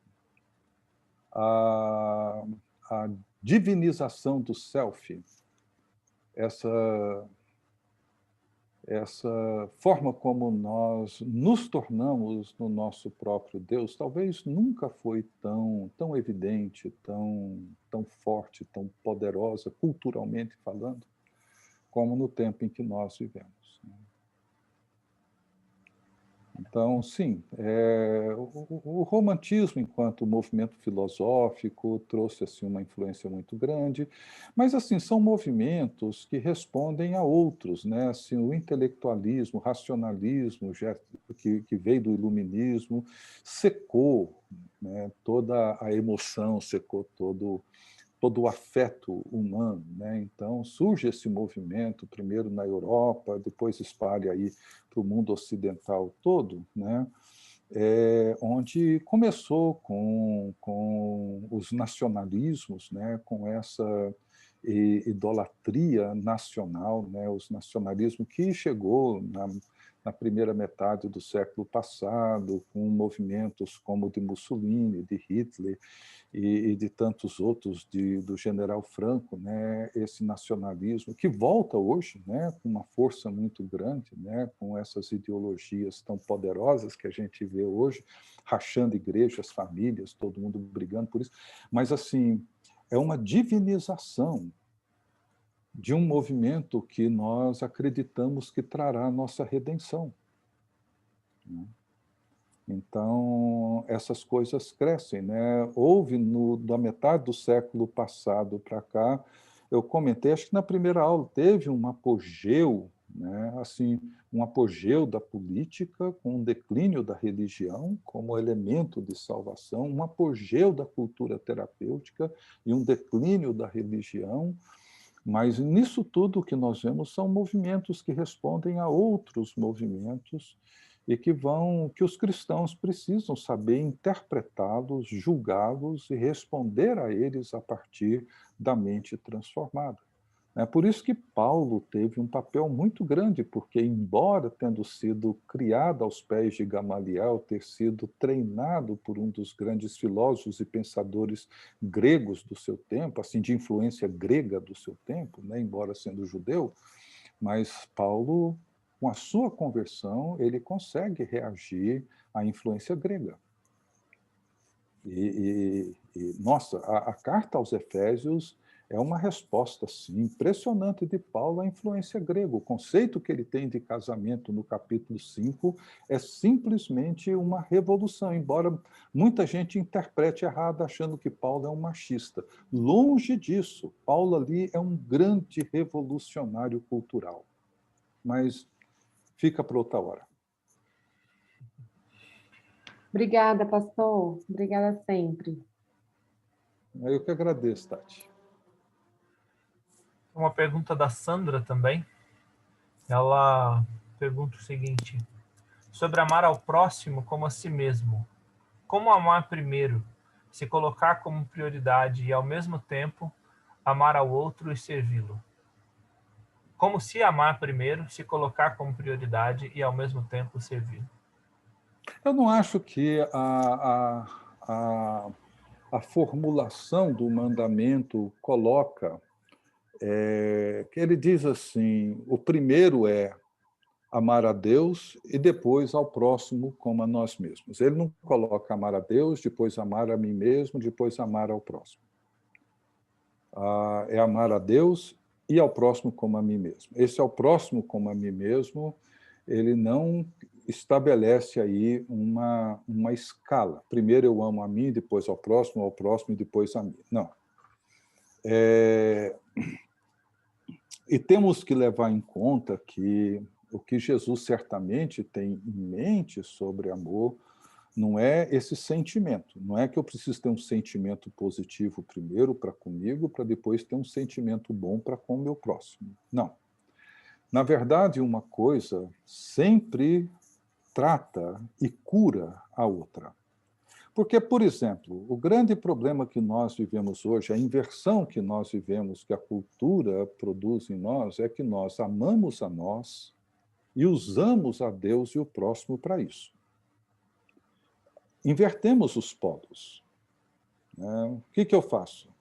Eu me amo e uso Deus e uso o próximo para conquistar esse meu ideal, que sou eu mesmo. Não é disso que Jesus está fazendo. Ele está dizendo que nós amamos a Deus e amamos ao próximo, e na medida em que nós amamos a Deus e ao próximo, isso é uma expressão cada vez maior do amor que cresce em nós por nós. Ou seja, eu passo, como disse na semana passada, acho que foi na semana passada, os 4 estágios do amor divino de Bernardo de Clareval, onde ele fala sobre amar a mim, depois amar a Deus por causa de mim, amar a Deus por causa de Deus e, por fim, amar a mim com o amor de Deus.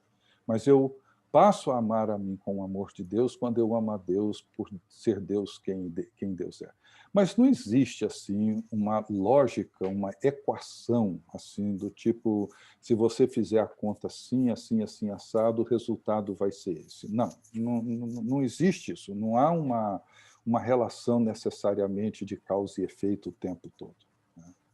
Esse é o grande mandamento. Por último, pelo menos das que chegaram aqui por escrito, você ainda pode colocar a sua pergunta, acho que não tem problema se a gente se alongar alguns minutinhos hoje. O Marco fez uma pergunta. Ele pergunta o seguinte: existe a possibilidade de eu ter uma conversa de mente racional com Deus Espírito Santo? Ou terei que considerar a Trindade para isso ser possível? Nossa! Não, nunca pensei nisso, não. Ô, Ricardo, não é pegadinha não, viu? É realmente uma dúvida. Não, eu sei, estou aqui pensando, Marco. Mas, assim, coloque assim, pelo menos tenta esmiuçar melhor a dúvida sua. Porque, assim, o nosso Deus Trindade, uma das pessoas dele é o Espírito Santo. E sempre eu tive, assim, a convicção e a percepção de que o meu relacionamento com ele, e olha que eu sou um calvinista, presbiteriano e tal. Daqueles, como disse a Cláudia no começo, nunca disse que está cheio do Espírito Santo. Isso. E quando assim, às vezes que eu mais me sinto assim, no gozo da comunhão com o Espírito Santo, eu não estou falando nada além disso, é isso. Isso passa muito de uma simples racionalidade e mente, algo que me coloque... vou dar um exemplo. Quando eu vejo a criação de Deus, eu olho, por exemplo, um lindo animal ou a criação, uma montanha chegando ali no Rio de Janeiro. Um ipê amarelo aqui em Brasília. Um ipê amarelo em Brasília. Setembro. Aquilo me traz assim uma convicção tão grande da presença do Espírito Santo. Isso não é racional, né? Então, os nossos amigos assim pentecostais, eles vão para um outro caminho que é muito extremo, com o qual eu particularmente não concordo. Mas, por um outro lado também, eu vejo que essa nossa aproximação com o Deus Espírito Santo, ela vai para além de uma questão racional. Por isso que eu perguntei, isso vai num caminho que, né? Ou eu tenho que envolver a Trindade? Não tem como, Marco, não envolver a Trindade. É impossível. E, claro, isso envolve razão, envolve tudo. Mas, assim, deixa eu te dizer, por que que não tem como. Tem um livro muito, muito bom, chama O Deus Sem Face, de um católico chamado Yves Congar, onde ele descreve o Espírito Santo como Deus sem rosto. E o reverendo Packer, o J.I. Packer, que faleceu agora o ano passado, ele diz que o papel do Espírito Santo é como se ele fosse o holofote de um teatro. Ou seja, a luz do holofote, ela nunca incide sobre ele mesmo. É uma luz que sempre incide sobre o Filho. Não há nada que o Espírito Santo faça que não esteja relacionado com a obra do Filho. Tudo o que ele faz é virar os nossos olhos, mente, coração para o Filho, para o que o Filho fez, para toda a obra do Filho, e por meio do Filho glorificamos o Pai. Por isso que nós cultivamos nas nossas diferentes tradições o que eu chamo de fragmentações trinitárias. O Pai sem o Filho e sem o Espírito sem o Filho e sem o Pai, o Espírito e o Filho sem o Pai e o Filho sem o Espírito. São várias combinações possíveis e todas elas estão presentes dentro do espectro evangélico. Dentro de movimentos mais carismáticos, mais históricos, mais isso, mais aquilo, todas elas estão, né? E todas elas trazem alguma deformação na nossa compreensão de Deus. E isso acaba produzindo muita confusão, muito conflito e muito sofrimento. Então, a doutrina da Trindade, ela é tão importante que qualquer heresia que já surgiu ao longo da história do cristianismo, ela sempre envolve uma ruptura, uma fragmentação da doutrina da Trindade. Sempre. Então, por exemplo, você falou que é presbiteriano e tal, eu também tenho a minha herança presbiteriana, calvinista, etc.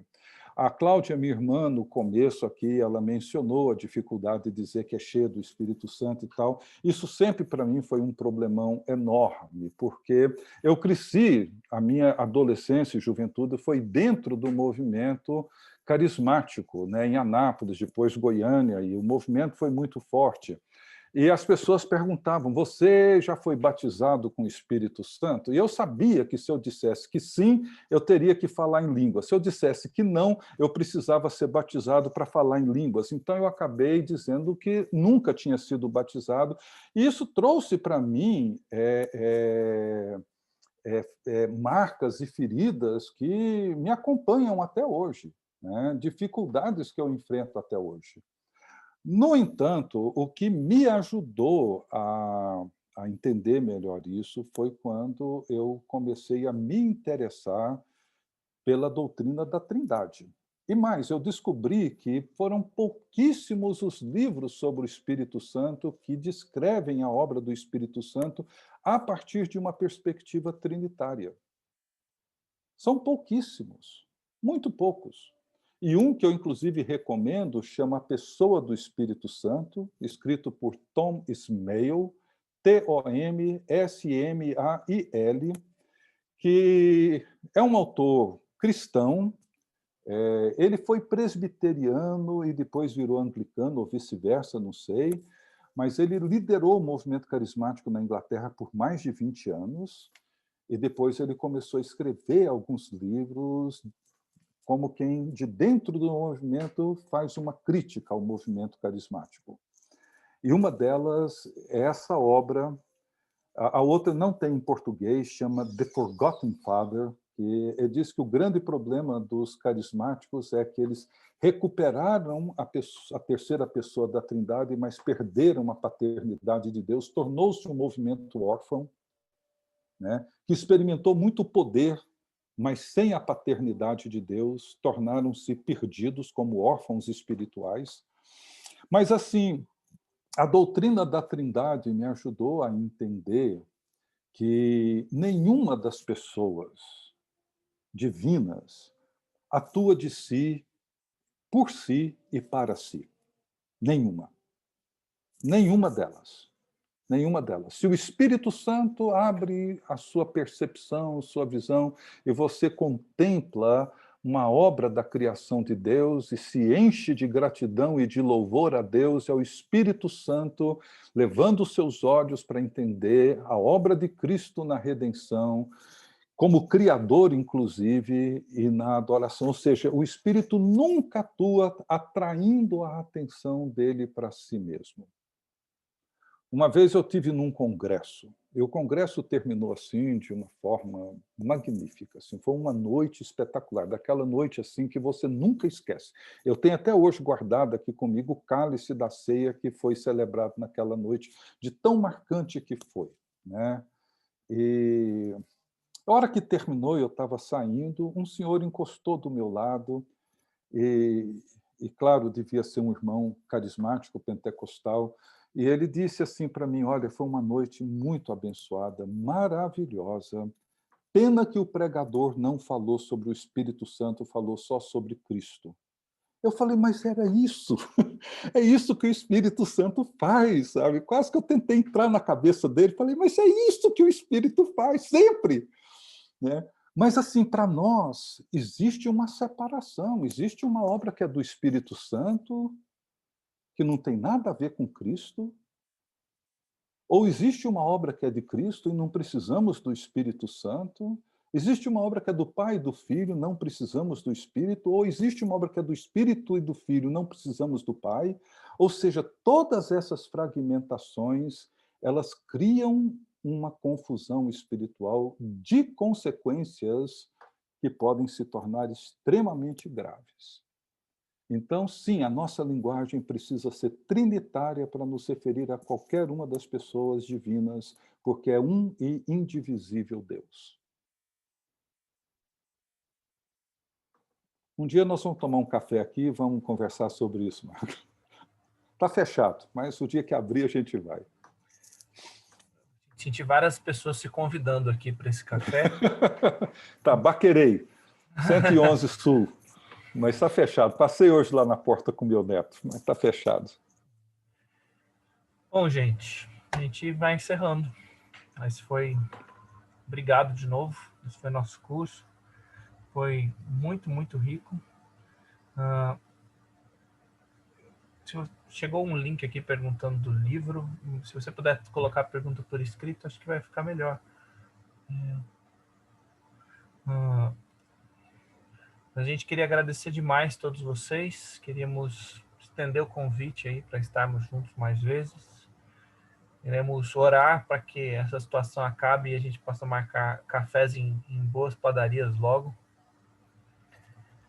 Tem uma turma de Anápolis aí que está pensando já num retiro aí mais na frente, né, Mayra? A gente conseguir fazer alguma coisa, conversar com mais tempo. Não, tem muita coisa bonita que pode acontecer aí. Tem mesmo. Ricardo, o livro sobre o Espírito Santo do Congar que você citou não tem em português, né? Eu acho que o que eu tenho não é em português, então eu não sei. Se não me engano, o título dele é O Deus Sem Face ou O Deus Sem Rosto. Um dos dois. Eu vou procurar. Mas o Packer, no livro dele, Na Dinâmica do Espírito, ele fala desse mesmo conceito, do Espírito Santo, Deus que não tem rosto. O que ele faz é revelar o rosto de Jesus. Que é onde tem essa imagem do holofote, né? Onde ele faz a imagem do holofote, Bom, eu queria pedir para a dona Márcia orar por nós, encerrando o curso. E agradecer de novo a todos vocês, gente.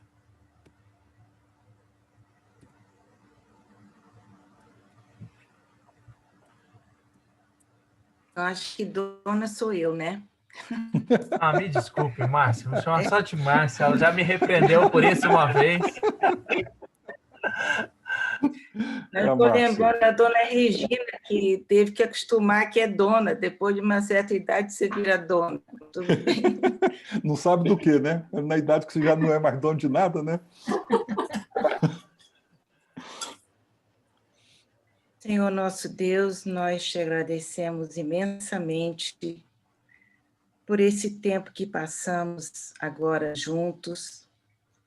Te agradecemos porque temos certeza absoluta de que teu Espírito esteve aqui não só falando através do pastor Ricardo, mas também abrindo nosso entendimento, nos deixando maravilhados com a riqueza do teu Evangelho.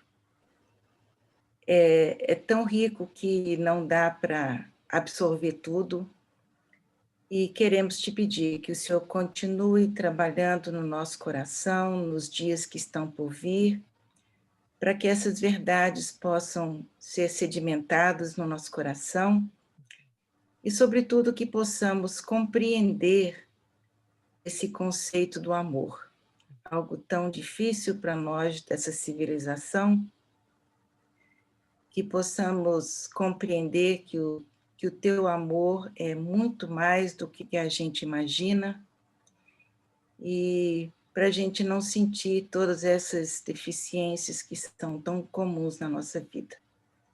O Senhor abençoe o CCE, o André, o pastor Ricardo, e que o Senhor continue a frutificar esse ministério.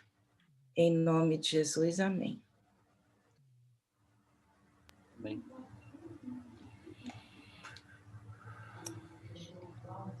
Muito obrigado, gente. Obrigado demais. Obrigado, André. Bom ver vocês, ver tanto rosto Obrigado, Ricardo. conhecido, Grande tanta abraço. gente que eu não vejo há muito tempo. Fernando. Fernando, eu passei na casa dele recentemente, rapidinho. Jaziel e a Ivone, Deus abençoe vocês. Muito bom. Os amigos de Anápolis que estão aí, a Mayra, a Ayla. Que bom. Muito bom. Ah, Deus abençoe Muito, mesmo. muito obrigada. Muito obrigada. Eu fui muito abençoada. Amém, amém. Eu que agradeço. Assim. Dá um abração do Cris por nós. Eu morria de rir do Jaziel, aí ele ria tanto que chega a se virava, assim, muito engraçado. Ué, na hora que o pessoal estava comentando sobre ser cheio de Espírito Santo, uma das vezes o Jaziel deu uma gargalhada, assim, eu falei, eu acho que é por aí, deve ser nessa direção, assim, me contagiou. Muito bom. Muito bom. Bom, gente. Muito bom, gente. Vamos encerrar aqui. Boa noite. Bom descanso para todos. Deus abençoe. Muito obrigado. Obrigada, pastor Ricardo. Obrigada, André. Tá? Deus abençoe. Fiquem na paz de Jesus Cristo. Boa noite, gente. Muito bom. Obrigado a todos e todas. Ricardo, um abraço para você também, André. Eu agradeço. Obrigado. Assim,